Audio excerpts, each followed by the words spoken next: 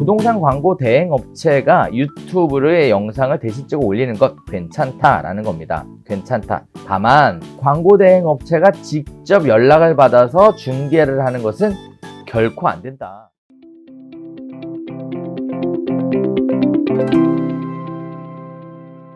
자, 11번째입니다.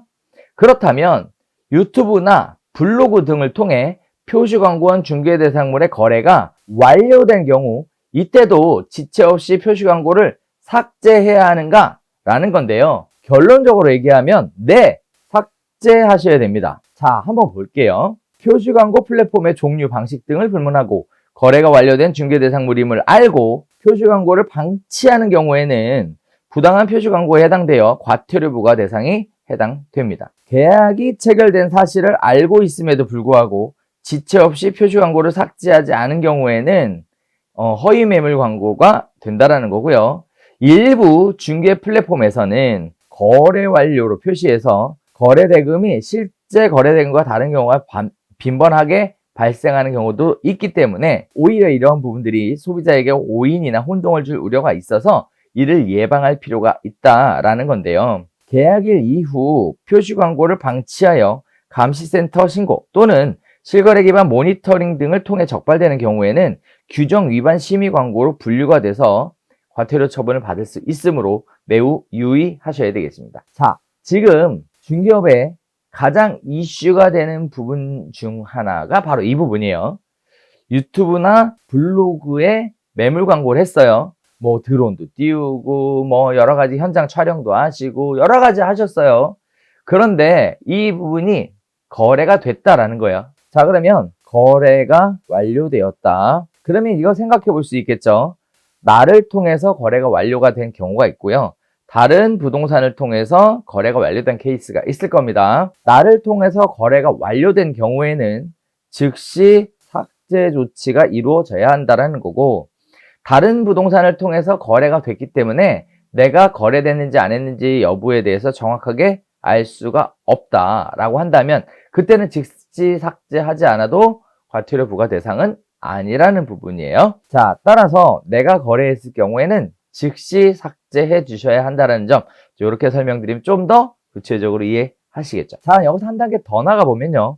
블로그나 유튜브에 매물 광고를 했는데 내가 거래를 했든 다른 부동산을 통해서 거래가 됐든 일단 거래가 되면 내가 그걸 알게 됐을 때 삭제를 하셔야 되잖아요. 그렇게 되면 블로그나 유튜브에 문제가 생겨서 사실상 영상의 개수가 줄어들고 포스팅한 개수들이 줄어들고 또 다수의 포스팅을 삭제하게 되면 저품질 빠질 이슈에 직면하게 되므로 관련된 부분들을 현명하게 대처를 하려면 어떻게 하는 게 좋을까에 대한 부분이 논의가 한참 되고 있고, 사실 이러한 부분들 때문에 여러분 많은 분들이 사실상 블로그 글에 또는 유튜브 글에 거래 완료라고 표시를 하고 지속적으로 매물을 두거나 또는 매매 완료라고 표시를 해주시고 계속 매물을 광고하는 경우가 발생하는데요. 이런 부분은 절대 있어서는 안 되는 내용입니다. 소비자들을 오인, 혼동하게 할 수 있기 때문에 절대 해서는 안 되는 내용이에요. 따라서 최근에 연구되고 있는 사항들은 중개대상물 매물 광고를 하지 않고 블로그나 유튜브를 운영하는 방법이 더 장기적인 관점에서 지속 가능한 운영이 가능하다라는 점, 이 점 잘 알고 거기에 따른 마땅한 대안을 만들어 놓으시는 것이 필요하겠습니다. 자, 네오비 중개실무 마스터 과정에서 관련된 부분들에 대해 설명을 드리고 있으니 이런 부분들은 잘 참고해 보시면 좋을 것 같습니다. 자, 12번째 질문입니다. 부동산 광고 대행 업체가 유튜브 등을 활용해서 중개대상물에 대한 표시 광고를 올리는 행위는 법령 위반이냐 아니냐에 관련된 질문이 있었습니다. 자, 한번 볼게요. 개업 공인중개사가 아닌 자는 중개업을 위한 목적으로 중개대상물에 대한 표시 광고를 하면 안 됩니다. 자, 그러면 여기서 중개란 중개대상물, 토지, 건축물 등에 대하여 거래 당사자 간의 매매, 교환, 임대차, 그 밖의 권리의 득실 변경에 관한 행위를 알선하는 것을 의미합니다. 따라서 부동산 광고 대행 업체의 행위가 중개업을 목적으로 하는 것이 아니라 광고업 등이라고 판단되면 공인중개사 법령을 위반하였다고 보기가 어렵습니다. 자, 그럼 여기서 말하는 광고란 사업자 등이 상품 등을 신문, 인터넷 신문, 전기간행물, 방송, 전기통신, 전단, 간판 등의 매체를 이용하여 소비자에게 널리 알리거나 제시하는 것을 의미하게 되는데요. 자, 다만 해당 표시 광고에 대한 연락처는 의뢰를 요청한 개업 공인중개사의 연락처를 표시하여야 하고요. 따라서 이렇게 개업 공인중개사의 연락처를 표시해서 매물을 표시 광고한다는 얘기는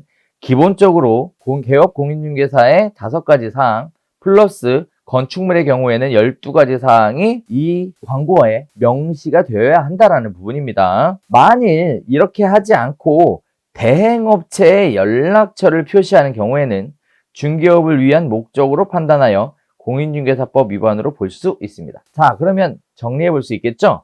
부동산 광고 대행업체가 유튜브의 영상을 대실적으로 올리는 것 괜찮다라는 겁니다. 괜찮다. 다만 광고 대행업체가 직접 연락을 받아서 중개를 하는 것은 결코 안 된다. 즉 광고 대행업체는 개업 공인중개사의 의뢰를 받아서 광고를 제작해서 올릴 수 있다라는 거고요.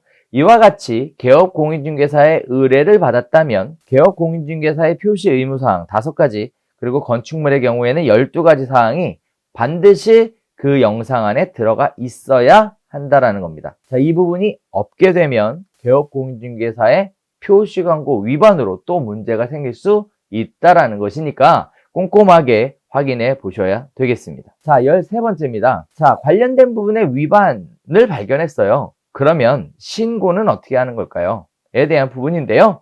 자, 일단 신고하는 방법은 크게 2가지 방법이 있습니다. 일단 첫 번째는요. 한국인터넷광고재단 부동산 광고시장 감시센터라는 곳에 신고하는 방법이 있는데요. 자, 그리고 2번째는요. 중개대상물이 표시 광고된 해당 부동산 중개 플랫폼 안에서 허위 매물 신고 버튼을 눌러서 신고하는 2가지 방법이 있습니다. 그래서 저와 함께 하나씩 볼게요.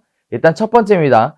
부동산 광고시장 감시센터에 있는 내용인데요. 자, 부동산 시장 감시센터에 들어가게 되면 지금 보이시는 사이트가 보이게 됩니다. 그리고 여기에 보면 신고하기 버튼이 존재하는 거 확인이 되시죠? 자, 신고하기 버튼을 눌러서 신고 절차를 진행하다 보면 관련된 부분에 대해서 항목을 입력하라는 내용이 나오게 되는데 여기에 보이시는 관련된 구체적인 증빙 자료가 있을 때에만 신고가 가능하다라는 점 꼭 기억해 주셔야 되겠습니다. 자, 2번째 방법이죠. 자, 일반 중개 플랫폼 안에서 진행되는 광고인데 허위 매물을 발견했어. 거기에 따라 신고하고 싶어 하실 수 있는데요. 자, 이렇게 신고하게 되는 경우에는 보시는 것처럼 네이버 부동산의 매물 우측 상단에 보면 허위 매물 신고라는 버튼이 있습니다.